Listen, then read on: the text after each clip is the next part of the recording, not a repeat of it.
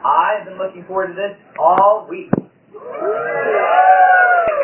Ever since I first had a conversation with Stephen on the first day, I'm like, ooh, this is going to be a good one. He gave me a little preview of it. So I'm going to read his bio and then get you right to him. Stephen Barnes, the novelist, screenwriter, writing instructor, and life coach, has published more than 25 science fiction, fantasy, and horror novels, written New York Times bestsellers, and won an NAACP Image Award. He has been nominated for Hugo, Nebula, and Cable Ace Awards. His modern classic, A Stitch in Time, episode of Showtime's Outer Limits, won an Emmy. He has also written for The New Twilight Zone, Stargate, Andromeda, Ben 10, The Wizard, and The Real Ghostbusters.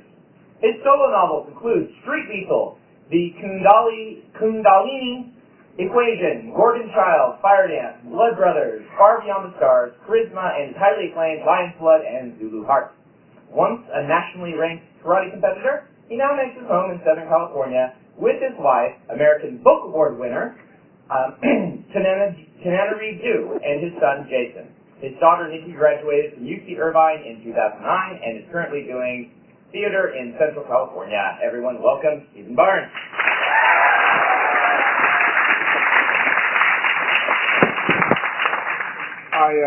I wanted to start by saying that I had, when I came on the tour, on the cruise, I actually didn't know that this was a genre group. I just thought it was, writing group. And I also did not know that you guys had an interest in social causes.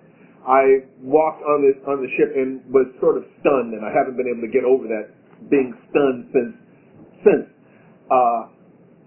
As a result of that, my original intent, what I was going to lecture on, began to be modified somewhat. It began to deepen, began to grow more complex. Because what I wanted to do, first of all, you guys are more advanced than I anticipated. This is not a 101 crowd. And so what I wanted to do is I wanted to give you something meatier, something that will really, really fit the bill of what you need. So I've been listening all week. What is it that people need? What is it people want? We're going to cover the subject that I got there, no question about that. But we're going to do more than that. The title of our piece is Sociobiology and World Building, or Why I Hate Those Fucking Zebras. Or Understanding the Past, Healing the Present, and Creating the Future. In order to do this, in order to give this the serious consideration that it deserves, I'm going to have to rip through about 13.7 billion years of history. And we're going to end up today, and then we're going to ask questions about where are we going, so that we can go all over the place. Now, I will tell you that I'd written a number of science fiction novels that had to do with the future, and I'd written them that had to do with other planets.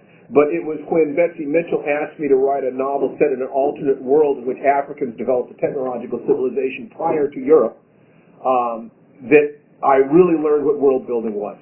Because there was a movie called White Man's Burden. Bad movie. It was basically a reversal of racial roles, and they had simply not thought it out. It was melodrama. They had not thought out the cultures at all, and I think that it was well-intended but a little embarrassing. A few years later, there was a television series called Sliders. Anybody remember Sliders? Every week they go to a different world. They called me up and said that they were interested in doing a world in which they would slide to a world in which the racial relationships were reversed. I freaked out. It was like, oh my God, this could be so bad. It could be so bad, so fast.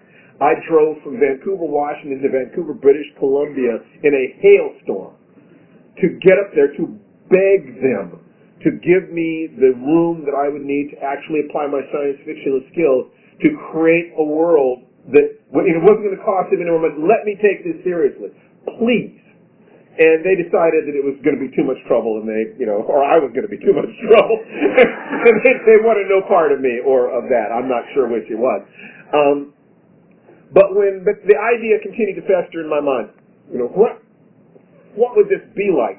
So my original concept was to do something where the racial relationships were reversed, and I was going to set it in an analog of 1950s the South. And I wanted to do a reverse version of In the Heat of the Night in a lot of ways. When I talked to, Betsy Mitchell was trying to buy a book from Tananarive. She was already under contract with somebody else, and I just happened to be sitting at the table at the time. And she turned to me, and kind of said, second prize, well, what are you doing, Steve? And I said, well, I'm working on this story about the world in which the Africans and all this. And her eyes lit up. And she found out that I wanted to do it in the 1950s. She said, no, set it in the analog of like 1850, during slavery. And she bought 2 of them. So the amount of money that she paid gave me the time to actually spend time researching. I'd already been researching, but in total it took me about 6 years of research. I had to study theories about civilizations and how they form, why Europe conquered Africa instead of the other way around. There's so many different things that I needed to get it right. I had to get it right. I could feel that this was the culmination of an entire lifetime of thinking about this question. Since I was 6 years old, literally, and I was in first grade, and my teacher sorted me into the slow reading group because of my skin color, I knew that the people who were building a map of what reality was were not going to be able to help me. That the map makers were inaccurate. They didn't know who I was.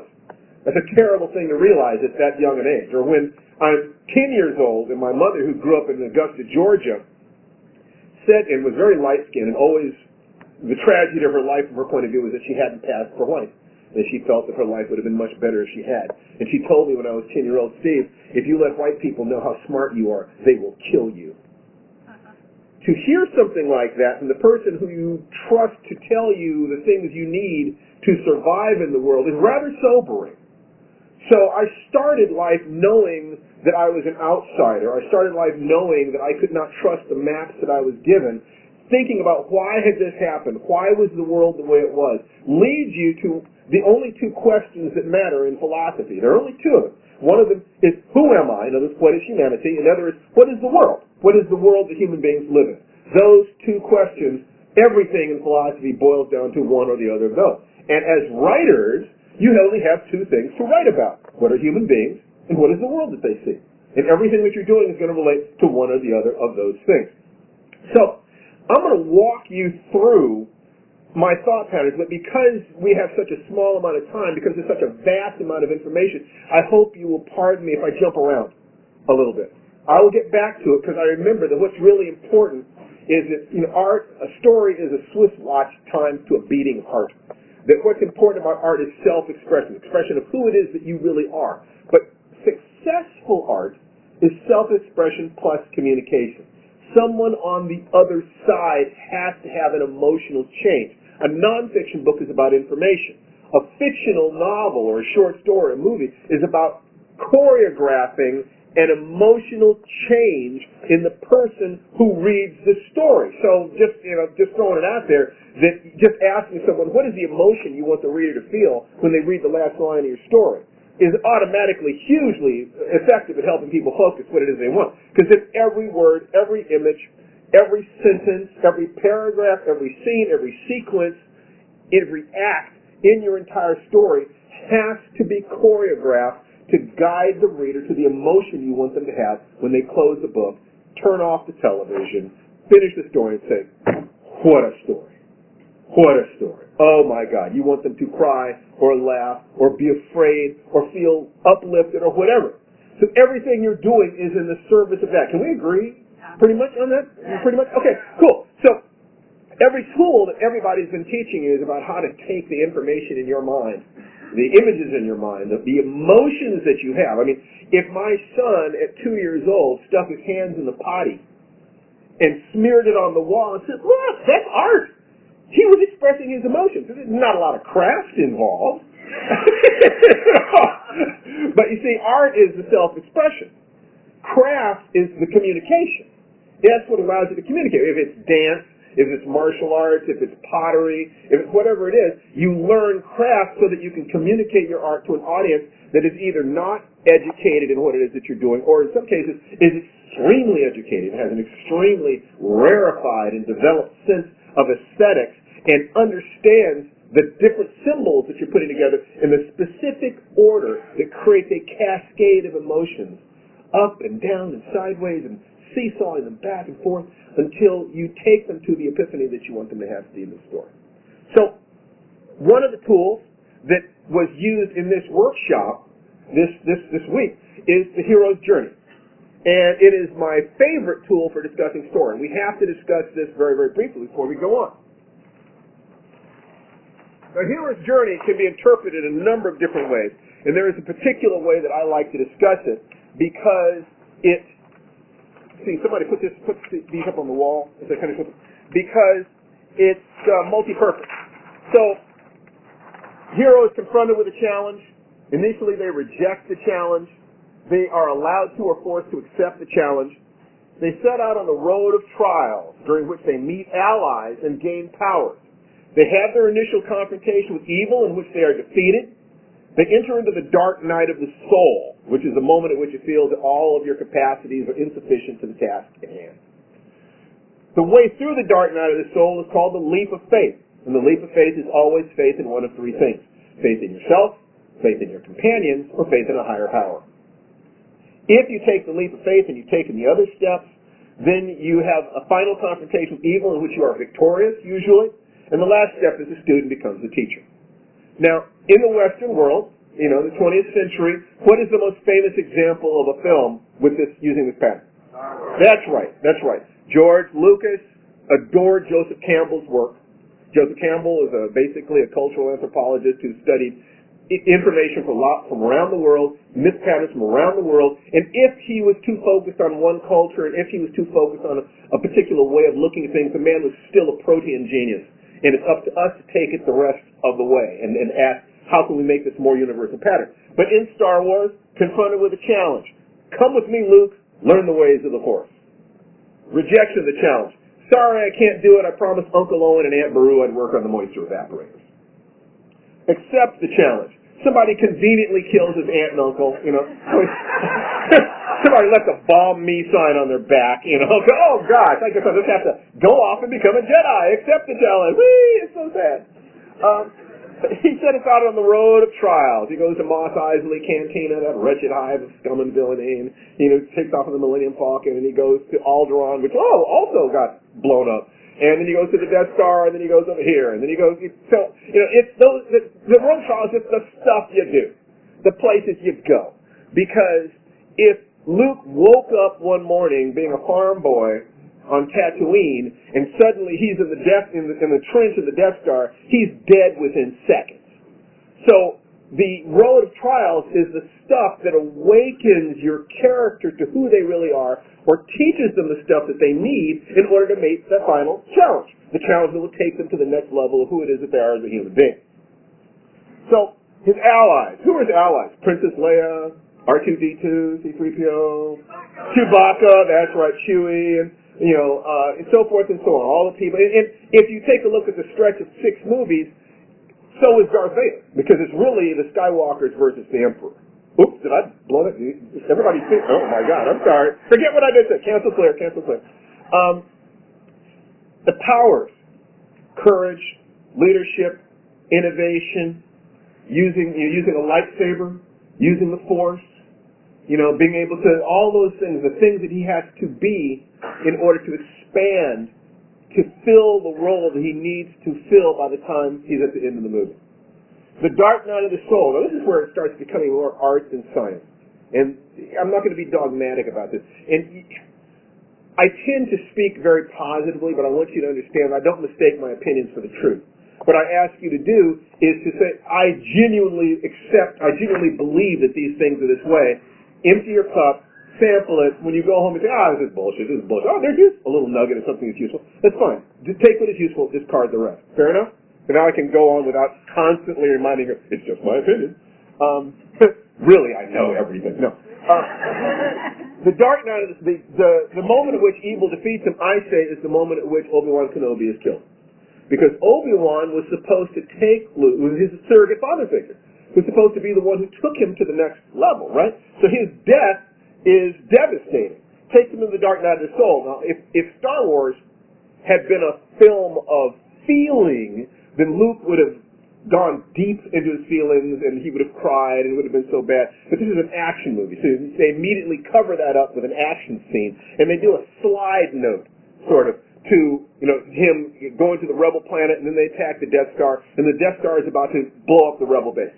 Okay, so that's where you get your big dark night of the soul, where Grand Moff Tarkin is saying, fire up the lasers, and John Williams' music is going boom, boom, boom, boom, boom, boom, and, Princess Leia with the cinnamon buns on the side of her head is looking very pensive, and it's like all is lost, all is lost. All right, and this is where it goes into the leap of faith. Now, if you want to know why George Lucas is a billionaire, listen very carefully. Which was it that Luke had faith in? Was it faith in himself? Was it faith in his companions? Or was it faith in a higher power? All of them! That's right! Because the Force binds everything together, higher power. It also obeys your wishes and flows through you, so it's self. And Han Solo comes diving in out of the sun and blows the guys away. So it's all three at the same time. I've never seen a movie like that before. I'm not sure anybody had at that point. So he confronts evil and he's victorious, blows up the Death Star. Last step, soon becomes a teacher. Han and Luke are given medals by Princess Leia, which is the way we know that this is the way what we do in a society to say that somebody's behaviors are exemplary and that they're worthy of emulation. Poor Chewie doesn't get one. The Wookiee always loses. So this is the hero's journey. But in order to use the hero's journey, you need to go to the next step. You need to go closer to what my good lady wife Tananari was talking about in the last session, which is, what is a hero? Or more importantly, what is a human being? Because a plot is nothing more than the way the universe reacts to your behaviors. You want something, you do something, the universe responds to you, and then the way you respond to that, you follow that path, and you've got the plot of your story. So this is like an intermediary between what the universe is and what the hero is. It describes the way the hero travels the territory. So the next most logical question is, what are we? What is a human being? Now, there are lots of different plot structures. I really like this. It's infinitely flexible. Any story can be mapped on here, especially once you realize that this is not a story any more than the 88 keys of a piano played in order or music. You play them out of order. You understand the emotional significance of each of them, and your art comes in the way you play with that. So what is a human being? What is the hero that is traveling? Now, the most complex, you're about to see why I'm a writer, not an artist. This is supposed to be a guy with a smile sitting cross-legged. I don't know what you thought it was. I'm afraid to ask what you thought it was. But this model there are lots of different, the simplest model of what a human being is would be probably body, mind, emotion. You cover all three of those. So in terms of, physical description, education and politics and philosophy and so forth, and their emotions, their love of self and connection to others and so forth and so on. That would be the simplest three-dimensional approach to characterization. But the best approach to characterization that I know of comes from yoga. How many of you have practiced yoga? Great. How many of you are familiar with the chakras? Fantastic. Because right there, what you have is the best friggin' characterization system you could possibly have. Do my little one Sanskrit trick here. The chakras are supposed to be 7 energy centers in the human body. You can also look at them as like Maslow's levels of the way we evolved as a being, or the way society evolved. And it goes Muladhara, Svadhisthana, Manipura, Anahata, Visuddhi, Anja, and Sahasrara. Survival, sexuality, power. Now this is interesting because it maps over with the hara. The hara maps over in Japanese hara, and it's like 2 inches below the navel and 3 inches in the center of balance, or the dantian in Chinese medicine and martial arts. Anahata is the heart space, love, emotion. Visuddhi is communication. Anja is intellect. And Sahasrara, which is outside the body, is spirit. In other words, it's the question: what was the shape of your face before your parents were born? And what matters, what do you care about that will continue to exist after you're gone? Those things that move beyond the envelope of our existence. Spirit, intellect, communication, emotion, power, sexuality, and core survival. Core survival trumps everything. People with a shallow understanding of Freud say, no, sex is the most powerful emotion. Oh, please. Nobody's ever stopped running from a forest fire to get laid. There is a great story of a monk who said, I want to achieve enlightenment. I definitely want enlightenment. The old monk says, are you sure? The young monk says, yes, I really want enlightenment. So the old monk says, come with me. And he takes the kid down to the river. And he grabs him by the back of the head and sticks his face in the water. Pulls him up, puts his face back in the water, pulls it back up, does that about 5 or 6 times. And then throws him on the riverbank. And the kid's laying on the riverbank. And the old monk finally said, what were you thinking? And the young monk said, I was thinking that I'd do anything for just one more breath of air. And the old monk said, when you want enlightenment that much, you can have it. Almost every profound discipline on the planet uses your breathing. It modifies your breathing with prayer, with song, with pranayama, breath control, with physical movement, something, for core reasons, because you're hitting the reset button on your neurology. If you're about to be audited tomorrow, and your wife ran away yesterday, if I stick her head in a toilet, trust me, you're not thinking about anything but air. You bring it right here now, and that is the truth of human society. That the things that hit this button right here, survival, trump everything else. And if you want to know why we are what we are as a people, why society is what it is as a structure, understand how important survival is. If you don't take care of your survival needs, you don't live to pass on your genes or your means, and your society is dead in one generation. It does not matter what perfect Shangri-La societies may have existed up on a mountain somewhere if they could not protect themselves from the barbarians. It doesn't matter. We have lost so much art, so much music, so many wonderful things because they did not handle their survival. So we're going to keep coming back to that as we start now taking the journey of humanity, this being what we are, and start 13.7 billion years ago with the Big Bang to give you every building block you need. And if you take my suggestion, which is to take every major thing I'm going to say, and look each separate piece up on Wikipedia, follow the links if you want to, that's great. But spend one day on each of these steps. In 30 days, you will know more about the world and why it is what it is than 99.9% of the human beings who have ever walked this planet. It's up to you. That's my prompt for you, is to not take my view on what these things are, but to have your own view of what these things are that you are as solid with as I am in the way I hold the way things are. Because every story you write is an argumentation. It is saying, this is what human beings are, or this is what the world is. That's all you're doing. That's the most important thing you can do. And for those of you who are really interested in social reform, who have a cause of some kind, who see that the world can be a better place, who feel in your heart that there is more than what we've got here, every one of you, who put up your hand if you can feel you want your work to mean something, you want your life to mean something. All right, excellent. You are my people. You're my tribe. You need to be armed. You need to be able to ride into the argument saying, this is what I believe people are, and be able to back that shit up.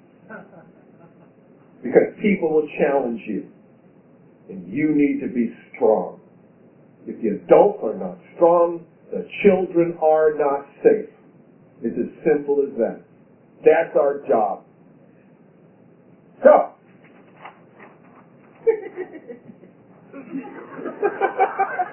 we'll say survival, sex, power, emotion,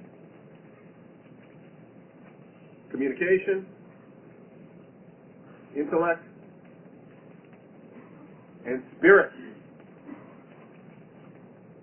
So, somebody please take this sheet, put it up on the wall. Thank you. Isn't that special? Okay, so 17 billion years ago, there was nothing except in the sacred texts of multiple countries. They imply, when they're talking about the great nothingness, they imply that there is an observer, like a God figure lurking in the background somewhere that says, let there be light, or I am. And suddenly, boom, something popped into existence.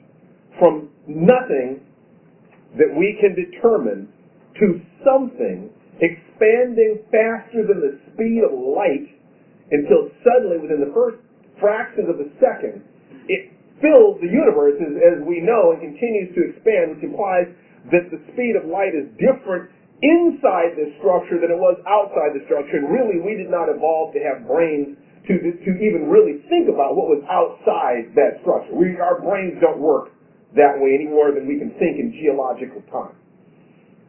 Something happens. We start with physics then. So that's the first thing you need to have some grasp of, that beginning. Because at that moment, the laws of physics as we understand them came into existence. The first things that were created, well, first of all, the universe, what happened at that moment was not distributed equally. If it had been distributed equally, the forces pulling on each individual particle or affecting the wave, it would have been a soup forever. But because it was distributed unequally, things began to happen. Inequality means there's a possibility of work. The fact that water runs off of a dam here and generates energy on the way down is because there's an inequality in terms of the height there. And you can use that to create work. In the universe, the stuff was sort of distributed in lumps. So there was a little bit more gravity here than there was here. So the stuff begins to collect. And when it collects to a certain intensity, you get fusion and you get heat. So we get stars. Out of that soup, after the Big Bang, we get stars. Astronomy, so that's the second step. Stars are fantastic because they're fairly simple. You know, you got helium and hydrogen and stuff like that. But stars create chemicals. So now the next step is chemistry. Okay? The chemicals that were created continue to clump. And in our solar system, which is what we're mostly interested in, we start creating planets. Planets are created a little bit like, you know, the stuff that the batter that's left in a bowl after you make a cake kind of collects, and that's the stuff that then starts collecting into being planets. So we get geology. As soon as you've got geology, because you went from 13.7 billion years, which was the Big Bang, to about 4.5 billion years, which is the creation of our solar system, you start having the possibility of biochemistry. Certain chemical formulations, there's a thing called chemical evolution, which is prior to natural selection or biological evolution, that certain chemical compounds have a tendency to want to form. They just do. And so at some point, it seems that organic chemical compounds kind of like to be made. If you have energy and you have these complex chemicals, we start getting complex organic compounds. And at some point, probably in vents at the bottom of the oceans, the things that we call living things, the very, very earliest forms of life began to be formed. Okay? So we want to look at biochemistry. After biochemistry, you want to look at natural selection. Because it's very common for people to say something like, you know, the complexity of a Boeing 747 and the complexity of a virus are roughly equivalent. They have about the same number of parts. Okay? So you think a virus formed by itself, just natural selection, that's about as likely as a tornado going to a junkyard as it's forming a 747. And it makes sense in one way if it was random. On the other hand, like we said, chemicals have a natural tendency, because of various factors, to form into certain patterns. What if when chemicals join together in a particular way, they locked instead of bouncing away. They start becoming more complex. There's two lock, and then you get a billion random collisions, and a third one locks. So in other words, that life, if this is true, and there are things that we do not know absolutely because we cannot perform the experiments necessary to test these theories. We don't know what happened in the first fractions of a second after the Big Bang. We don't know exactly how life formed, but we have been able to form organic compounds in the laboratory. We've been able to get very close. We can see things that are so simple as life forms that they barely seem to be life at all. Somewhere these two things met, and we had living things. And the process of natural selection said that those living things that are better at surviving or develop traits that enhance their capacity to survive will stick around to reproduce. So what are the things that, what is the definition of life? It's slippery. Every idiot knows what a living thing is. The science is like, get pretty close to the line. It's like, well, I don't know if this is alive and this isn't. I mean, they reproduce, they take energy from the environment, they have waste products, but minerals do a lot of that. So what is it? We don't know exactly, except, I know it when I point at it. But things started becoming more complex. Now, complexity per se is not a good or a bad thing. It's just a thing. And these living things became more and more complex. And you're going to skip down. You could go through, the difference between fish and reptiles and mammals. But at some point, one division is vertebrates and invertebrates. So that's another thing to look at. Once again, spend about one day in Wikipedia looking at each of these different levels. Okay? Vertebrates lead to hominids, eventually. Mammals and then hominids. Okay? We're starting to get closer and closer to what created us. Once again, each of these things, if they survived, had tricks that made it possible for them to harvest energy from the environment, to survive a little bit better, to catch prey or avoid predators. And then human beings. We don't know exactly when the first hominids appeared, somewhere between 15 and 20 million years ago. But human beings that were more than Australopithecines, about 250,000 years ago, we can say that human beings as we know them came on the scene. We're pretty sure about that. The first human beings were pretty much hunter-gatherers. You can look at bonobos and you can look at chimpanzees and you will have the yin and the yang of what human beings are. We're probably about genetically equidistant between those two animals. And there's lots of interesting ideas. Are we closer to this? Are we closer to that? Because bonobos, make love, not war, and chimpanzees will tear your face off. It may be sobering to consider that the bonobos are closer to becoming extinct than the chimps. It just says something about what works in the world, and it's not necessarily a pleasant thing to consider. But there's another threshold. About 30,000 years ago, if judging by cave paintings in France and South Africa, it seems that human beings woke up. It's not that we were not intelligent. We could hunt. We had complex hunting strategies. But cave paintings suddenly, instead of just showing the animals, started showing human beings hunting the animals. Almost as if, at some point, they said, did a Scooby take. I'm here. I am. The I am part of us, perhaps, woke up. Now, I don't go into the, bicameral brain thing, and, the ancient Greeks are the first real human beings and all that stuff. That's interesting. And ignorant. No, did I say that out loud? But something happened then. Here is where it might be useful to look at several different theories about what is the difference between human beings and animals. And there is no sharp distinction. But one of the distinctions that I kind of like is that human beings are the only animals that make and use fire as a tool. There is a really interesting spiral, ascending spiral, when you start using fire. Fire does a bunch of different things. It makes protein more bioavailable. Your body can literally utilize it better. You can also acquire protein more easily because you can fire-harden sticks that make them better weapons. You can also use fire to drive animals. Thereby, you can get more animals, The protein is more bioavailable. That means you get larger human beings. Women have larger hip girdles. It means that they can give birth to children with larger brains, which leads to more complex hunting strategies. And you have got a spiral, a biological spiral of human beings becoming the alpha predators on this planet. But there's also something that is more gentle than that, is that fire led to storytelling, because fire led to abstract thought.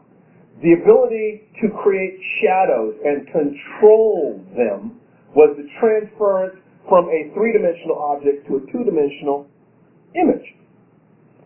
The ability to push back the night meant that we have light. We don't just have to go to sleep when it gets dark. We now have light. And when you have light, you can sit around and talk about the day. You can talk about hunting that lion, hunting that mastodon. And that's the beginning of storytelling. Okay? And storytelling binds information into a non-linear, non-temporal matrix. It's connected by emotions, by feelings, rather than raw temporality. You take your identity with you when you have a story. We are the people who crossed the great village and climbed the mountain, and we came to the fertile valley. And you can keep the stories of your ancestors. And now we have human beings who are awake and aware and begin to have a sense of who they are in the world. And when you move from hunter-gatherer to agriculturalist, you get an additional advantage. And the advantage is you get some downtime. After you have harvested, you have some food that will actually last for a while before the next planting season. And you get to sit back and take a pause and think about the fact that you're here. I'm here. There's a world here. What is this? Who am I? Where am I going? The beginning of philosophy. Not just being, but thinking about the fact that you are. The truth is that the hunter-gatherer lifestyle is actually healthier than the agricultural lifestyle. Fewer diseases, because you have roving bands, you don't pass the diseases back and forth, diseases crossing from animals to human beings once you start getting domesticated animals, and so forth and so on. But the reason that the agriculturalists won is because they were sedentary, and staying in one place meant that they could have more children. More children meant more warriors. That meant that every time the agriculturalists came into conflict with the hunter-gatherers, they won. So the healthier lifestyle, in many ways, died, because when groups get into conflict, human beings, that's how we roll. You take a look at the arrival of human beings as we began to spread out through the world, timing with the extinction of the megafauna. Or for that matter, when Homo sapiens arrived and started getting into conflict with the Neanderthals, ask the Neanderthals how that went. Oh, that's right, you can't. They're gone. Either they were integrated into our gene pool, or just possibly we wiped them out. Or at the very least, we outcompeted them. Because anthropologists who study, the paleoanthropologists study this thing, will say that the Neanderthals were trying to imitate the innovation of Homo sapiens. And they couldn't quite do it. They could not adapt. There was something that kept them from changing as rapidly as they needed to in this new world that had been created for them. A little pause as we think about anthropology, as we think about, rather, agriculture. Because right here, we have the potential for human beings to put down roots. That instead of extensive agriculture, which is gathering, you have intensive agriculture where you can support far more people per square mile. We can stay here. Now, the first agriculture was just swidden agriculture. You just burn stuff. Okay? You just burn it out and you plant, and then you move on once you've raised the ground. But people started learning things about how to plant, how to nurture the ground, and roving tribes turned into stationary tribes, turned into villages, turned into states, and now we start getting into power dynamics. You go from families to tribes, you go from big men to councils, you go from power from the ground up to the group getting so large that we cannot sit in a circle and make our decisions, so we're going to appoint leaders to do that for us, appoint representatives to do that for us. So power starts at the bottom, and there is no situation of all the power being at the top. It doesn't exist. You have to have some cooperation from people at the bottom or it doesn't work. But once you get a top, the top starts justifying its power. They like it. Yeah, me likey. I like the fact that I can just sit here and tell people what to do. So they start creating philosophies, religions, monarchies. You start developing situations where you gave me the power, but now I'm taking more power than you gave me. So there's always going to be a fight between the bottom and the top. And what's going to make a difference is those systems which help people survive are going to outlive the systems that cannot protect themselves. This started in Africa. The general hypothesis is the out-of-Africa hypothesis. Most people accept that. People spread. Evolution was not consistent straight line. There's punctuated equilibrium and a bunch of other ways of looking at things. But people began to spread. People began to share information.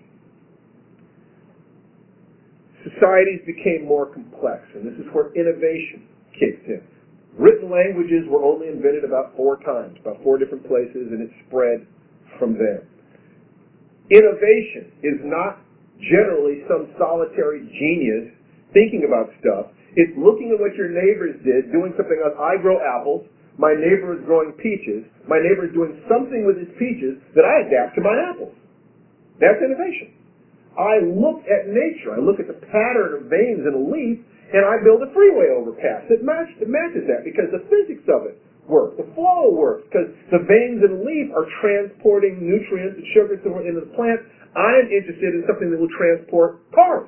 Works the same way. Millions of years of evolution over here. So what that means is that most human innovation is about communication with your neighbors. Stealing their ideas. Cultural appropriation. That's what it's all about. So, we pause here for a moment to ask the question, why did Europe take Africa instead of the other way around? I had to go through 13.7 billion years to get to the point where I could answer that question for myself in a way that made sense to the science fiction writer and logical part of my brain. And a book, if you have not read this book, you should read it, Guns, Germs, and Steel by Jared Diamond, says something really fascinating. Your population has to get to a certain size before you develop technology of a certain kind.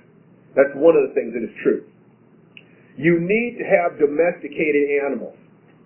Most animals because domesticated animals allow you to move beyond simply hunting and killing things to being able to reuse things. In other words, to be able to have milk, to have eggs, and so forth and so on, rather than simply killing the animal and eating them.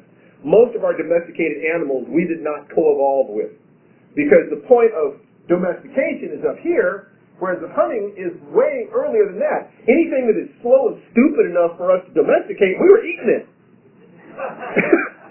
So, why do I hate zebras? See, I get back to it. I was in Tanzania doing research for a novel called Great Sky Woman, and I saw these vast herds of zebras over there. And I'm thinking about the fact, domesticating animals, one of the things that domesticating animals did was animals are a source of energy. An oxen will deliver 4 times as much energy as a human being in terms of being able to plow. So you can plow the ground deeper. A horse, you can ride it, so you can travel more rapidly. Okay? But zebras, their eyes are different than horses. They can see you coming. Nobody has ever domesticated a zebra. If Africans had been able to domesticate zebras, it would have freed up a gigantic amount of human energy, which would have led to more efficient agriculture, which would have given them more time to be able to develop greater technology, and perhaps ships that would have allowed them on the east coast of Africa to travel more and trade more and get more ideas, and therefore be able to be more competitive with the Europeans when they showed up. It's possible. Every time I saw one of those zebras, I was remembered. You betrayed us. So, what Jared Diamond said, okay, let's take this off.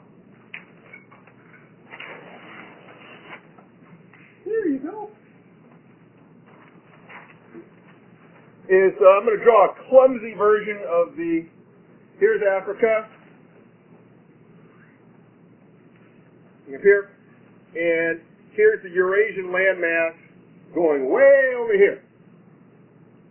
And here, you have the Sahara Desert. When the Sahara Desert began to expand, it cut sub-Saharan Africa into basically the status of Australia. There was no land bridge that was as easy as the Europeans had it.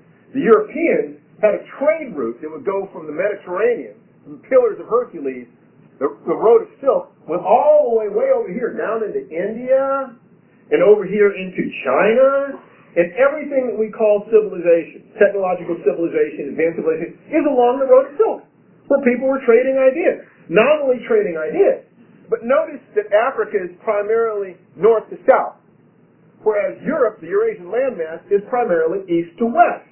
You have the same climate all the way across here. That means that any plants or animals you domesticate over here will work all the way over here.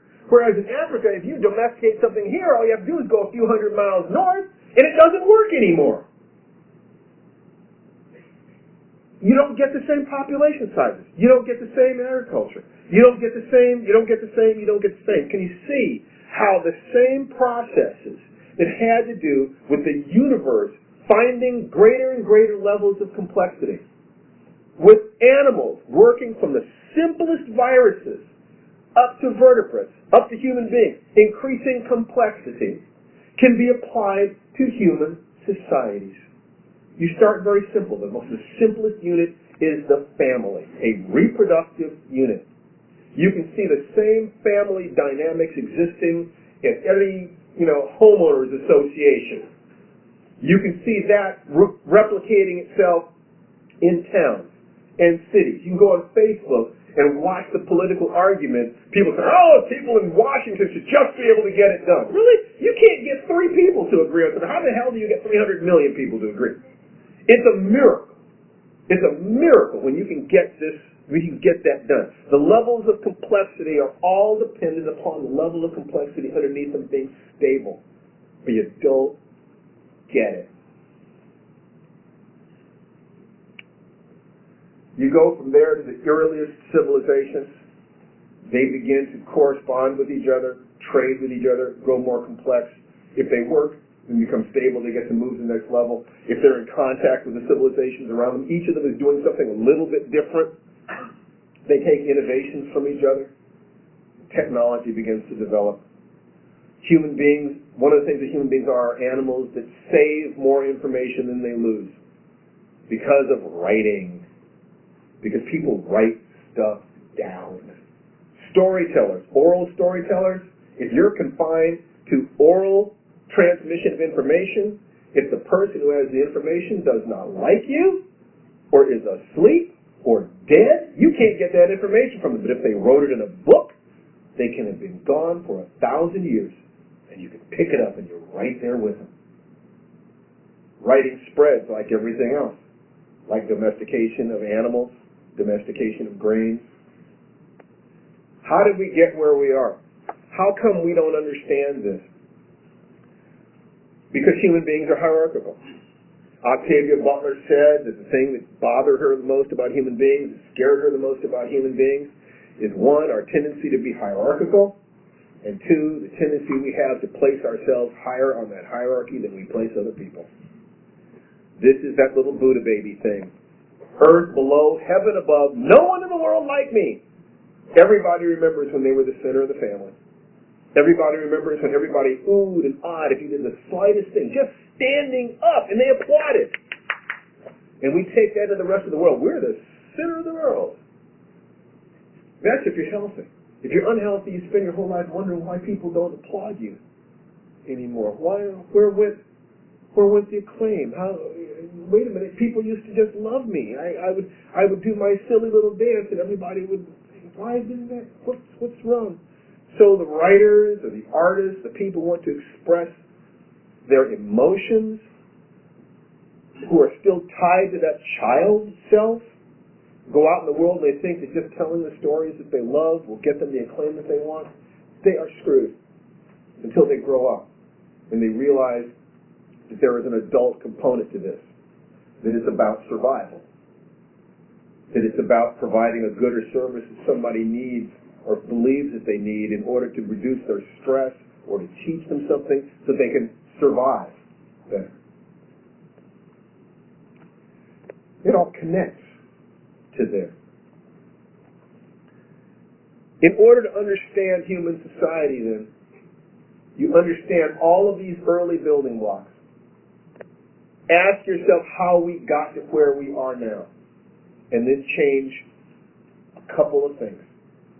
With lion's blood, in order for me to change the relative position of social development of Africa and Europe, I had to find a pressure point. And it couldn't just be a Tyrannosaur went left instead of right. I mean, it had to be something that people have an emotional association with.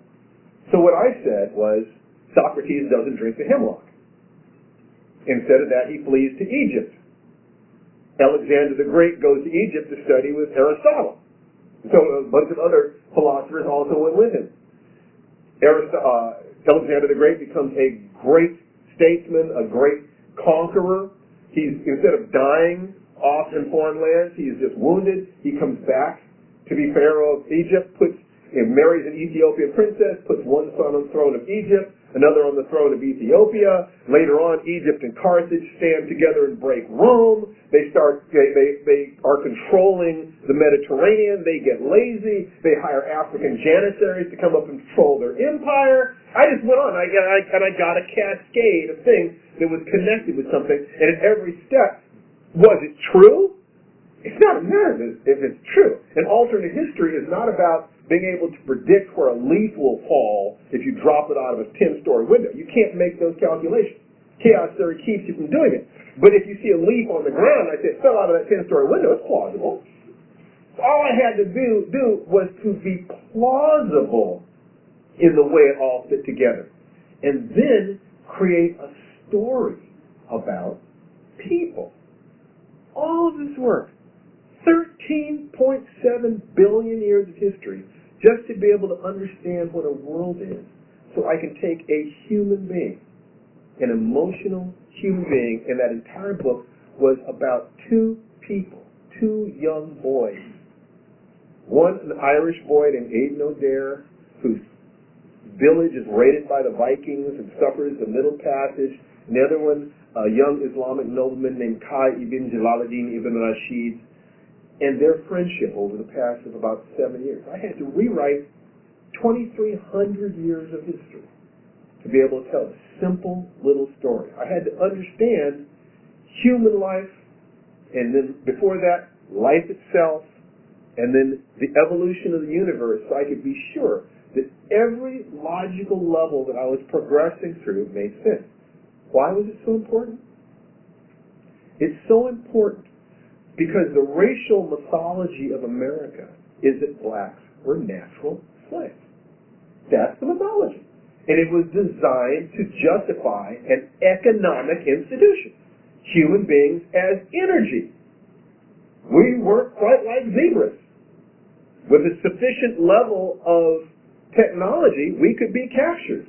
You could wipe our hard drive of culture, names, religion, language, and install Slave 1.0. And then finally, when the North has sufficient technological advancement that they could afford to start thinking about the fact of what had been done to the slaves, the South couldn't afford to do that because they needed the agricultural help. And one of the things that human beings will do is they will justify what they need in order to survive. They will keep their heads in the sand. No, I don't want to talk about it. What did they need to do in order to feel good about themselves? Because everybody likes to feel good about themselves.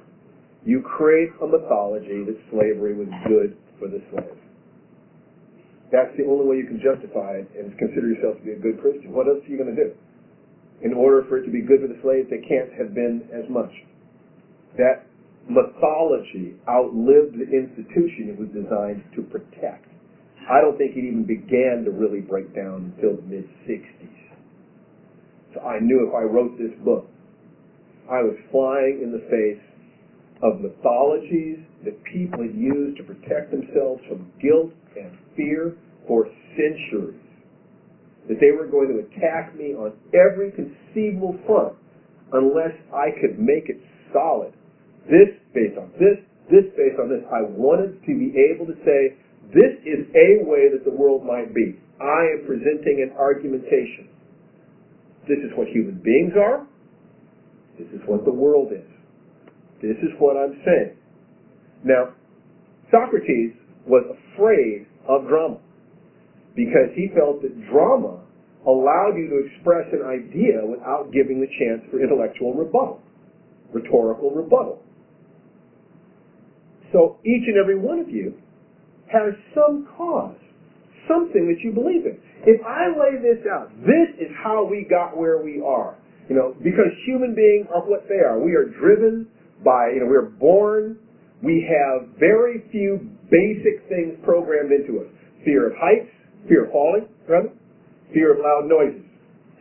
Few basic emotions. If you give a baby a bottle, the baby will go, face will soften, will start making little love sounds. You take the bottle away, the baby will get angry.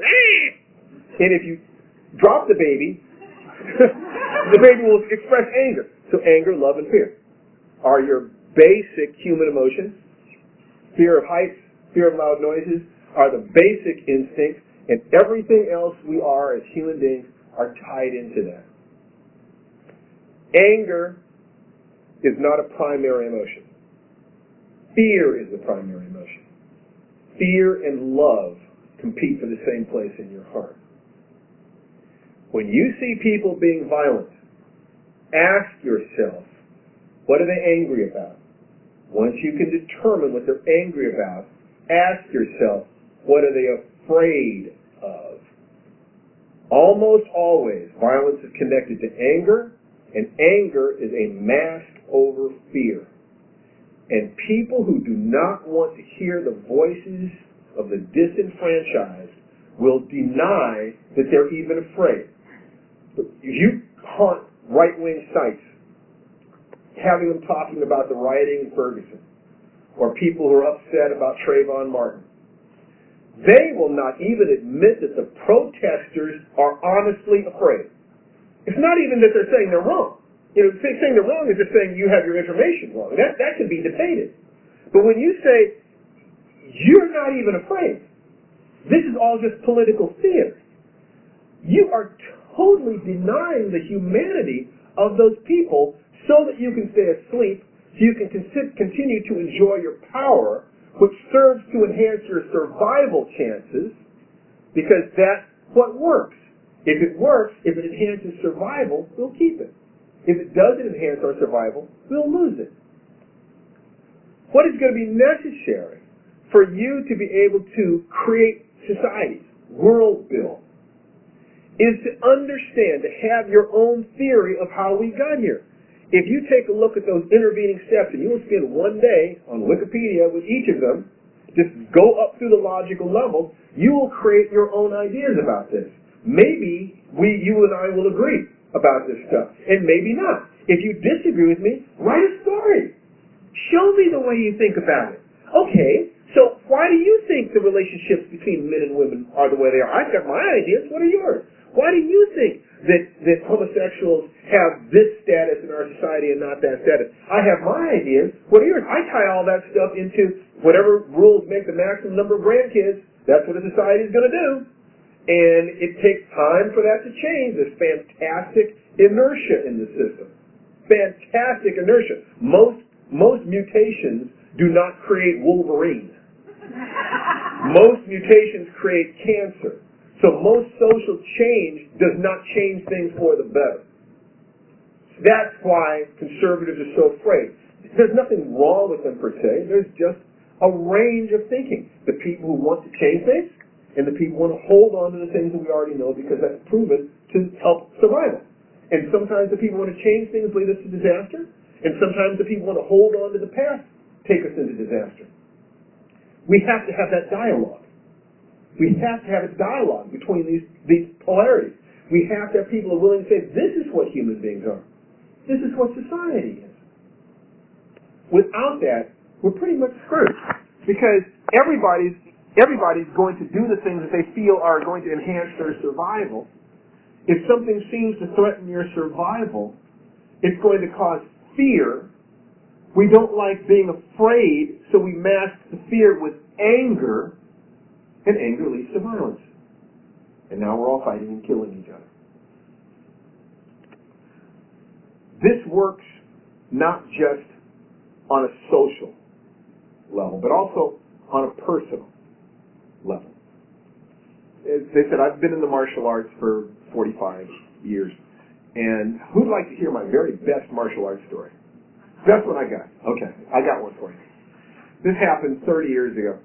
I was coming out of a friend's apartment in Oakland, California at about 2 o'clock in the morning, and I'm walking to my car, and this huge black guy steps out in front of me and says, "Hey man, give me your wallet."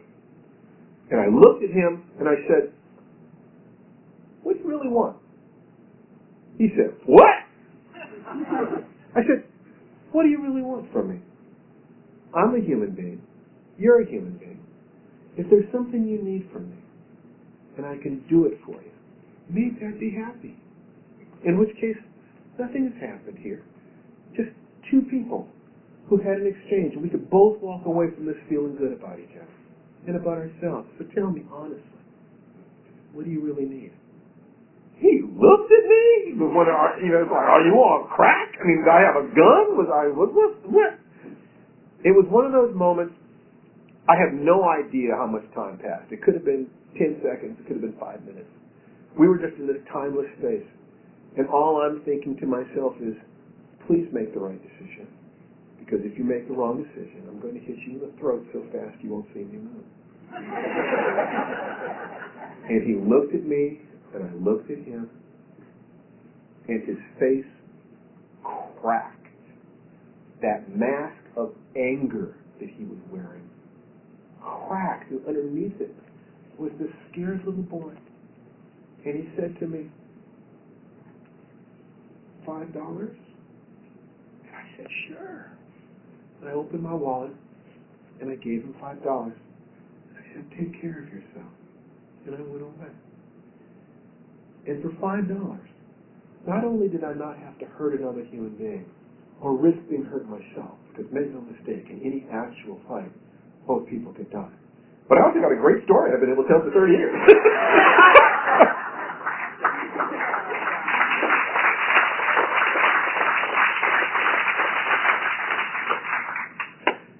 Neuro-Linguistic Programming is a relatively soulless discipline that has to do with the nature of communication in the human nervous system. However, in other words, it's as soulless as a box of tools.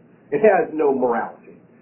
But there is one group in Colorado called NLP Comprehensive, and a lady named Connie Ray Andreas, who created something called core transformations that is friggin' brilliant. Because what it does is it uses hypnotic trance to prove that every human action, no matter how venal, no matter how negative, no matter how violent, is an attempt to get closer to God, to attempt to find peace. If you follow the chain of, why did you do that? I needed the money. She was screaming at me when I tried to take her purse. I had to kill her. What if she just given you the purse? Well, then I would have gone away. And so why did you want the purse? I wanted the money in the purse. Well, if you had all the money that you needed, what then? Well, then I'd be a big man. I'd be able to have fun. I'd be able to do this. I'd be able to do that. Well, if you had all that fun that you wanted, with all the friends that you wanted, what then? Well, I probably want to pay my bills and stuff like that. So if you paid all your bills, you had all of your bills taken care of, so you weren't worried about any of that, what then?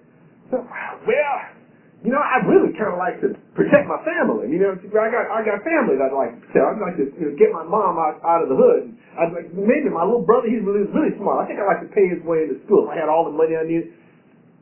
And if you could do that, if you could take care of everybody that you cared about, what would happen? So, they'd be so proud of me. They'd love me.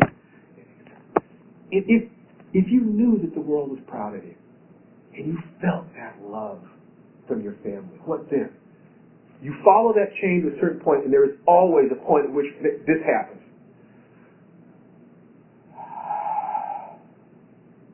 It's like they exhale. All that fear is gone. said, well, I would feel so alone. And if you didn't feel alone, if you felt connected, what then?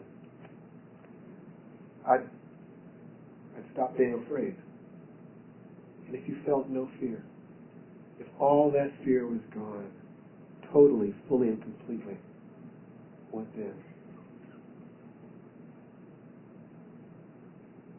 Sometimes they can answer in words and sometimes they can't. But it has to do with a feeling of peace that they've never had. No matter what the behavior is, you can follow it back to that. People just want that peace that they felt in the womb, or that sense of connection to the divine, however they put it. And when you look at any society and the terrible things that we do to each other and try to understand how human beings could be so cruel, remember that we all feel alone and afraid. Every one of us. The only question is, what do we do with our loneliness and our fear? Pause. Questions, comments, requests about anything that we've covered before I go on?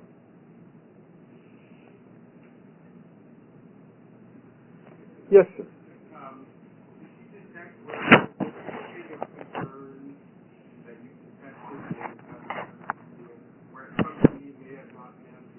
Oh, God. I mean, there's a whole world of stuff he didn't cover, but it created a framework within which I could take the other information I had and say, is this true? If, let's say, the particular, like the Japanese are considered to test very, very highly on IQ tests. If in other words, it's guns, germs, and steel, or it's the bell curve. You know, really, those are the two extremes. So if the Japanese are smarter than the rest of us, and guns, germs, and steel is wrong, that there are not these patterns that get more complex as you get larger, then you should find Japanese people on little islands that are building Mitsubishis. No, you don't. We all know when you get into little tiny islands off someplace, or little villages off someplace, it's not as true now with the internet because we're all hooked together, but it's like stepping back in the past. It's a simpler world. We know that.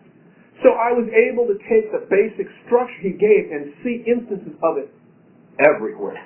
And suddenly, to be 100% honest with you, I had spent my entire life up until that time using faith to keep me from believing that black people might just be inferior. I was not willing to believe it, but I did not have the logical understanding to refute the information. When I was about 13 years old, I opened an Encyclopedia Britannica from 1938, and it said very clearly that black people were less intelligent than white people. That's the Encyclopedia Britannica.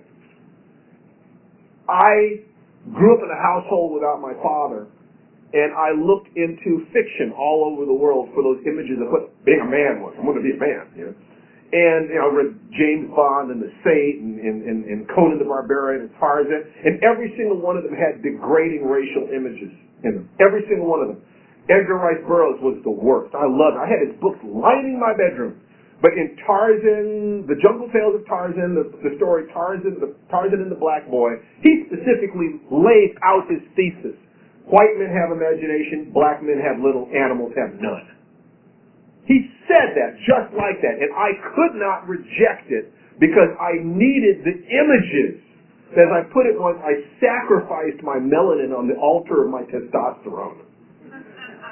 I needed that. I swallowed the poison pill. But somehow I could not believe in a God that would be so unfair. And I do believe. I do have faith. But once I read Guns, Germs, and Steel, all the stuff I had learned, bam! It's like, oh, I can see this pattern over there. I can see that pattern over there. I can see it. And this is one of the things you need to do. This one doesn't need to be put up.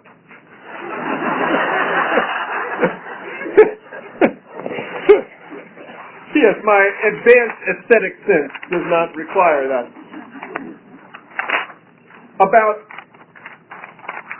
2 months ago, I awakened from a dream of swimming across an oily river and realized I had an insight into a process that would enable people to both deal with the fear and the uncertainty that people are feeling in the world right now. How many of you are feeling fear and uncertainty about what's happening in our country?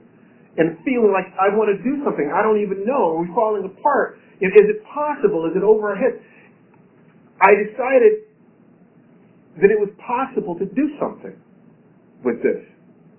And I doubted myself. I had those voices of doubt in my head. But I realized that I'd been thinking about this for almost 60 years.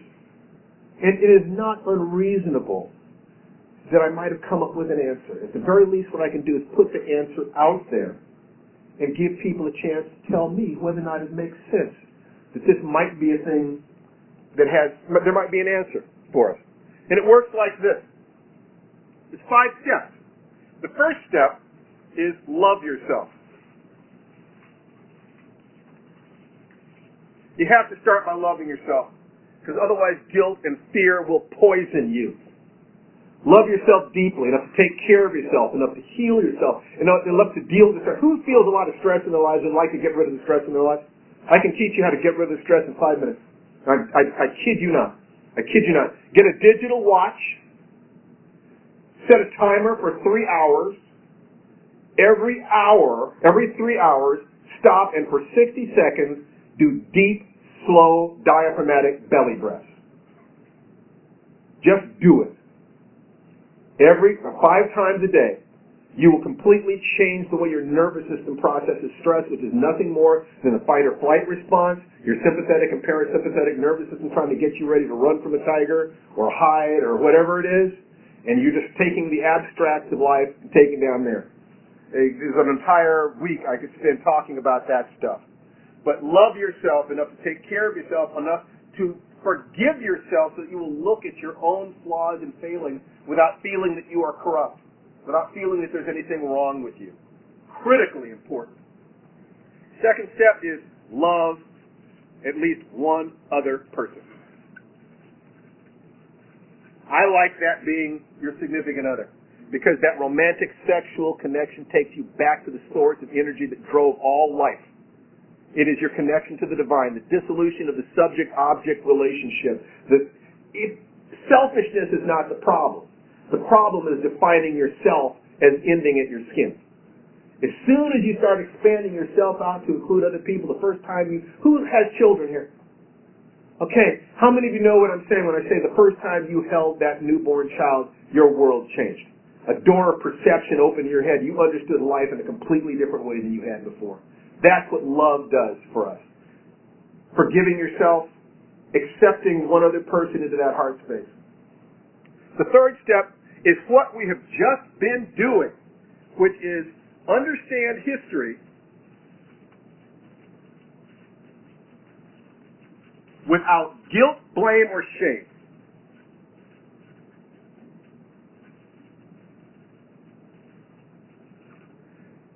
We have done the best we could with the resources we have. We have really tried. As individuals, we're all working as hard as we can. And as a species, we have done the best we could. We can do better now. We can do so much better now. But you can't get there if you're filled with guilt and shame about how we got here. You look at everything, the wars and the pogroms and the terrible things, but also the art and the discovery and the sacrifice and just the beautiful things, the ugly things, and be able to embrace all of it. The way you would love your own most beloved child who sometimes stumbles and sometimes unthinkingly does cruel things, doing the best they can. If you can forgive yourself and you can love one other person, expand that until you can understand all of humanity. But also, if you love yourself, you will defend yourself. Don't take shit from anybody. Anybody. And people wonder how somebody as kind of open-hearted and seemingly nice as I am would have spent 45 years learning how to kill people with my hands. It's because I wanted to deal with my fear. I had that much fear. And it just took me decades to deal with that terror, existential fear. And I did. These techniques, prayer, affirmation, martial arts, yoga, these transformative disciplines, they work. It takes time. It takes time. They're not kidding. You really can move beyond them. And when you don't have that fear, you get to see what we are clearly. The fourth step, God bless each and every one of you. who are here, because the fourth step is find your tribe. You do not need everyone to agree with you. Stop arguing with internet trolls. There are 1,000 of them for every one of you. They will literally burn your life and your time up, and they will tag team you. As soon as you've got one beaten down, another one will pop up like a whack-a-mole. Find your tribe. The people who see the world the way you see it, who share your values. You know something? You only need yourself. Ultimately, you only need to love yourself, and you can be in the world, and you can exist. But if you have one person to love you and hold you, the two of you can stand together against the world. And if you've got 5 friends who you know love you, who would bring you a bowl of soup if you were sick in bed, you are blessed. And if you can find a circle of people who are aligned with you, who see it, 100 people in total alignment can change the world. Change the world. I got bigger goals than that. My goal before I die is I want to create 1 million awake, aware adult human beings. And my method to do that is to create 1,000 awake, aware adult artists, writers. When I got on this ship and I realized what was here, it blew my mind. I said, oh my God, let me serve these people. What can I do to make their lives better? What can I do to help them take whatever their passion is and go out and integrate it into their work so that it is entertaining? Because trust me, if your work isn't entertaining, it won't sell. And if it won't sell, it ain't going to get out there. So your book had better be as entertaining as a 6-pack of beer, because it roughly costs the same thing.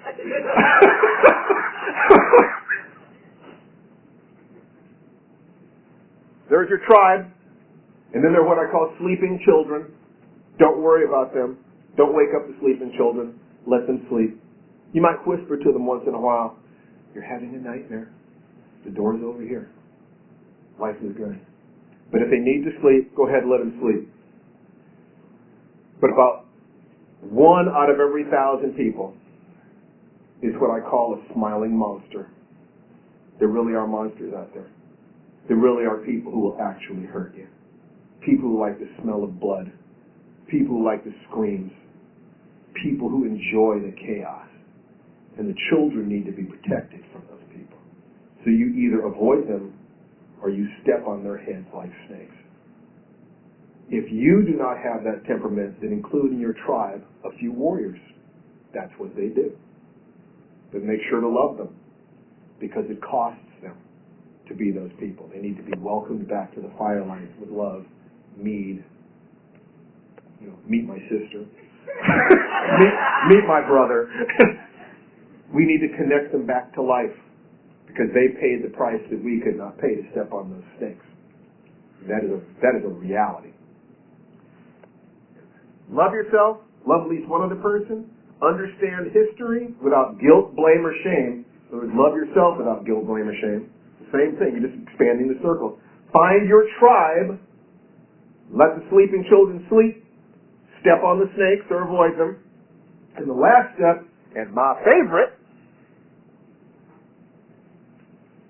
succeed. Have a wonderful, happy life filled with passion and pleasure. Enjoy your life. Have love and health and happiness and success, because nothing attracts people like success. They're going to want to know, how can you do that? How are you so happy? How are you so satisfied with your existence? I don't get it. And you get to come to them and put your arms around them and whisper in their ears, first, love yourself. And the cycle goes on.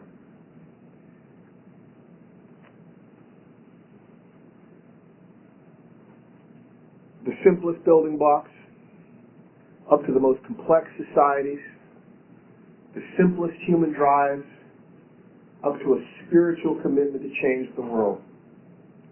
I can only give you the bare bones of this.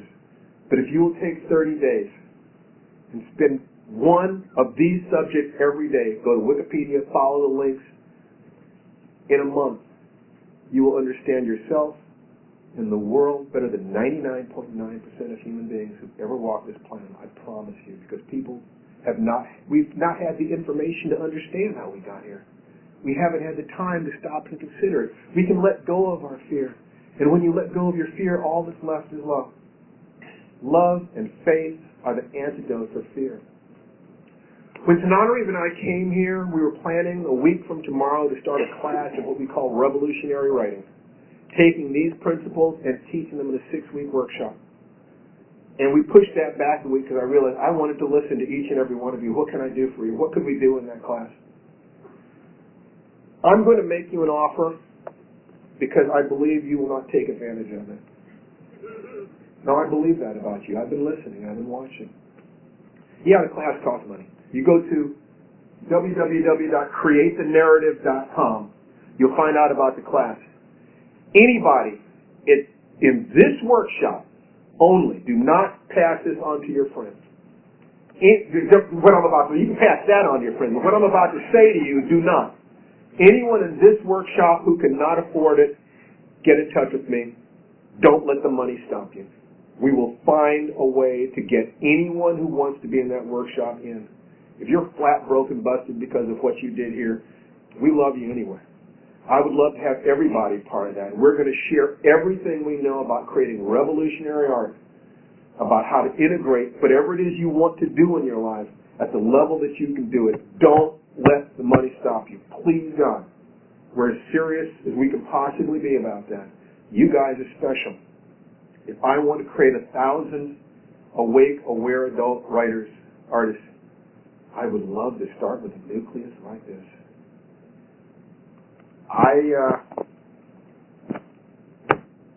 There's 7 minutes for questions, comments, requests, but other than that, thank you from the bottom of my heart for letting me be here and letting me share a lifetime of thought about this with people who are as bright and committed and focused as you guys. I have not been in the company of your like before, and that is the truth. Thank you.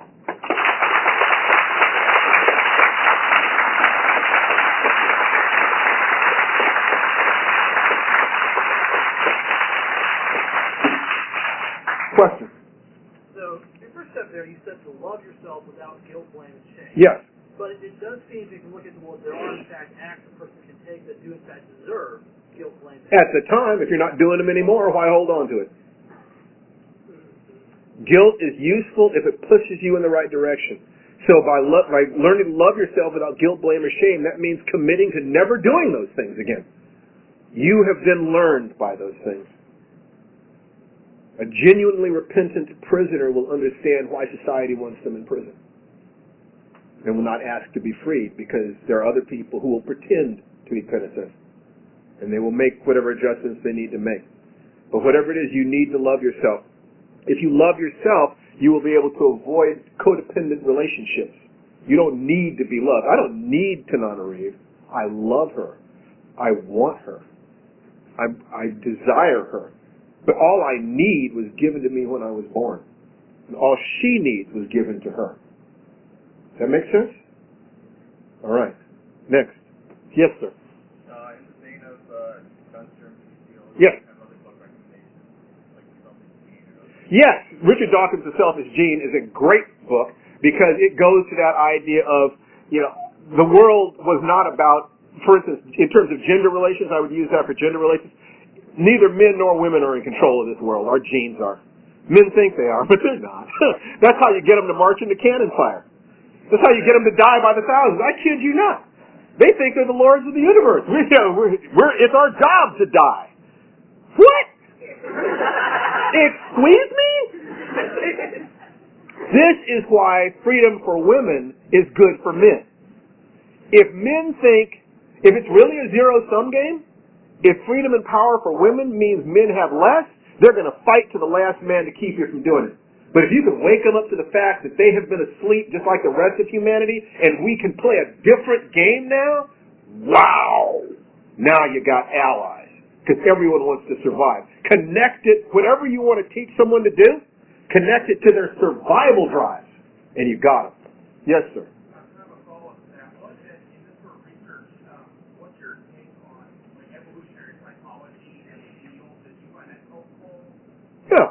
Yeah, all these perspectives are helpful and limited. We're not totally linked in with our biology, but if you ignore the biology, you're being closed-minded. You know, a lot of stuff, like I said, hold your breath for more than 45 seconds and see if you can do calculus. You know, it's not, I don't care about politics. I'm not political. I'm philosophical. Politics, the way I define it, I had an interesting conversation at lunchtime. Politics is the way you mobilize philosophy. Okay? So I care very much about what is truth, but not very much about the systems that people create in order to implement or drive it. So I'm out of that. I look at this and I say men and women are two halves of the same being, black and white, just in Asian, just different parts of the same human being. That the politics is just the way people work stuff out. I don't care about that stuff. But evolutionary psychology says that certain things that enhance survival will become part of our psychological structure, and so in psychology is basically quantum sociology. Sociology is basically, mega psychology. Okay? So you look for the ways to look at the same things at different levels.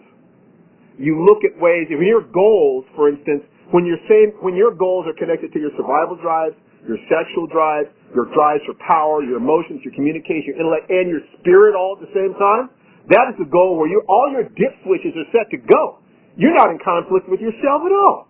You can really get up in the morning and go from morning till night writing those books, writing those stories, writing those scripts, because I'm going to change the world and make some money. Make some money. Anybody else? Yes, sir. It sounds like the student became a teacher, so who were influential in your life that helped you shape who you are? Oh, right. Yeah, him too. The men and women, if I was to try to, my mother, deeply, a lady named Dawn Callan, who is a cute little honey blonde, about this tall, and one of the most lethal human beings you could ever meet. My martial arts instructors, Sri Chinmoy, my spiritual teacher, Krishnamurti, scientists like Richard Dawkins, writers, great writers like Ray Bradbury and Harlan Ellison, and Larry Niven. For God's sake, Larry Niven lifted me out of the inner city. You ever been to Beverly Hills? Ever seen Doheny Drive in Beverly Hills? Well, he has a street in Beverly Hills named after his family. And on his 21st birthday, his father gave him a bank book with $1 million in it and said, "Don't blow it." Okay, and he saw me. He looked at my work and he saw my heart. He decided that he would help me. And for years, he has been one of the best friends and teachers and mentors that anybody could possibly have. I owe everything to the men and women who taught me. Everything. I'd be nothing without them. Who else? Lady in the back.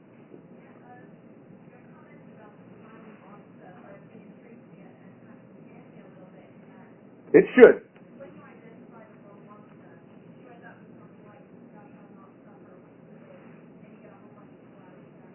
Could be. By their behavior.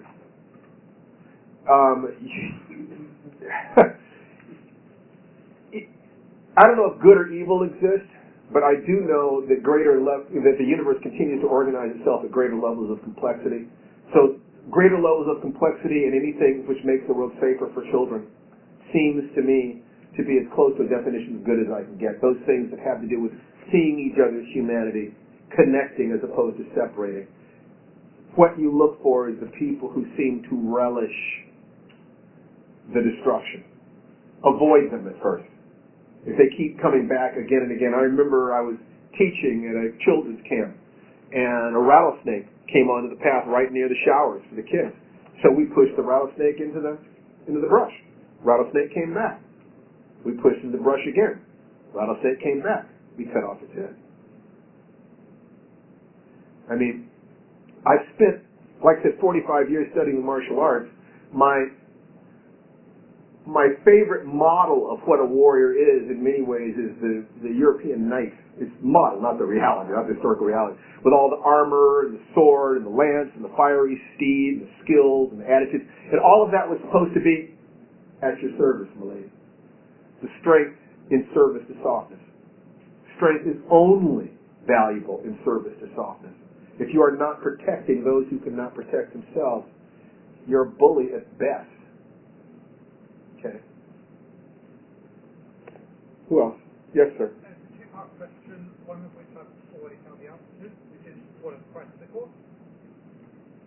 Of course, it's $200. It was going to be $300, but we dropped it. And like I said, anybody who wants to be in that room, we would love to have everybody there. Don't let the money stop you. It's a webinar series. You'll be able to do it from home, and you'll be able to either be live online or you'll be able to get the replays later. CreateTheNarrative.com. Don't let the money stop you.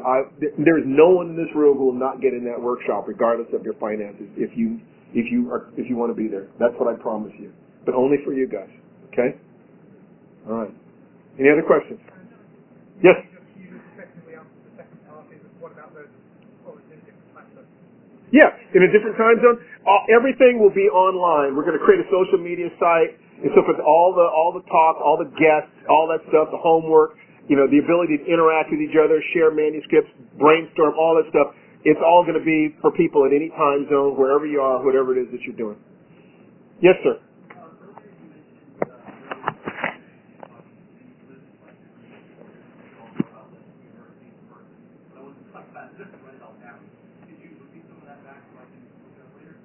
Well, Core Transformations by Connie Ray Andreas, NLP Comprehensive in Colorado.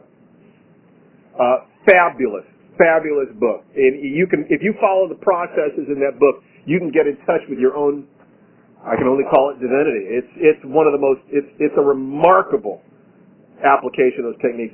We're out of time, people. Thank you so much. I'm proud to be here.